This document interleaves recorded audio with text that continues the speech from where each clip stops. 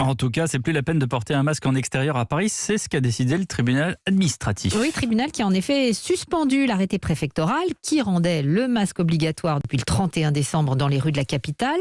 Alors qu'en pensent les Parisiens? Réponse au micro de Wilfried de Villers. Dans les allées du parc Monceau, dans le 8e arrondissement, peu de visages masqués cet après-midi. Une bouffée d'air bienvenue pour Simon. Là, dans un parc à l'air libre, je pense qu'il vaut mieux respirer l'air frais que se couvrir. Là où il y a de la végétation, de la nature, pour justement profiter de cet air-là, quoi. Entre deux rendez-vous de télétravail, Alexis, lui, est descendu profiter du soleil hivernal. La levée de l'obligation du port du masque, il n'était pas au courant. En fait, c'est en arrivant dans le parc qu'on s'est rendu compte qu'il y avait pas mal de gens qui n'avaient pas de masque.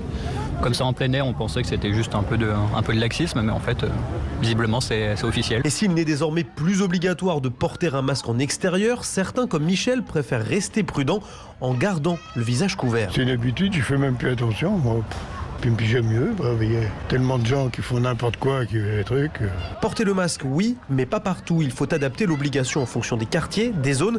C'est ce qu'espère Émilie. Il y a des endroits où il y a vraiment beaucoup de monde. Les rues très fréquentées comme les Champs-Élysées ou le Marais, c'est des endroits où il faudrait que le port du masque soit obligatoire. La préfecture de police de Paris doit prendre prochainement un arrêté en ce sens pour déterminer les zones où le masque sera obligatoire dans la capitale.